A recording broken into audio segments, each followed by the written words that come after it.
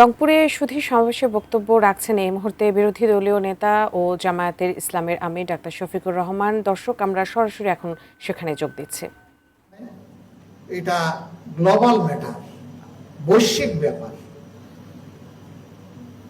আমাদের উভয়ের দায় আছে, সরকারি দলেরও দায় আছে, আমাদেরও দায় আছে। জনগণের জন্য আসুন আমরা একসাথে কাজ করি। একটা কমিটি গঠন করেন, এই কমিটি কোথায় কোথায় সমস্যা এটা খুঁজে বের করবে এবং সমস্যার সমাধানটাও প্রস্তাব আকারে আনবে। আল্লাহু আকবার। পরের দিন প্রধানমন্ত্রী এসে বললেন যে ওই প্রস্তাবের আলোকে একটা কমিটি গঠনের জন্য আমরা একমত হয়েছি। তা 10 জনের কমিটিতে 5 জন থাকবে সরকারি দল থেকে, 5 জন বিরোধী দল থেকে। উনি সরকারি দলের 5 জনের নাম ঘোষণা করলেন, তারপরে অনুরোধ জানালেন বিরোধী দল থেকে আমরা যেন নামটা ঘোষণা করি। আমরা বসলাম, সাথে সাথে বসে পরামর্শ করি, 5 জনের নাম দিলাম। কমিটি ডিক্লারেশন হলো, স্পিকারের মুখ থেকে আসলো। একদিন পর থেকেই দেখা গেল যে মানুষের মধ্যে একটা প্রশান্তি, একটা আস্থা চলে এসেছে। কি জন্য?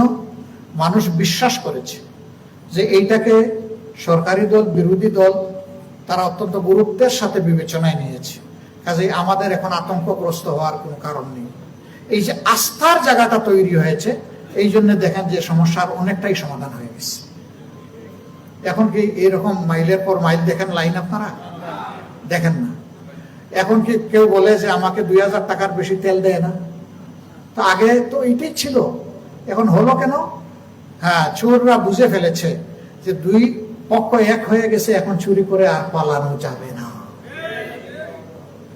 জাতীয় জীবনের সব ক্ষেত্রে যদি সদিচ্ছা নিয়ে রাজনীতি করা হয়, তাহলে আমরা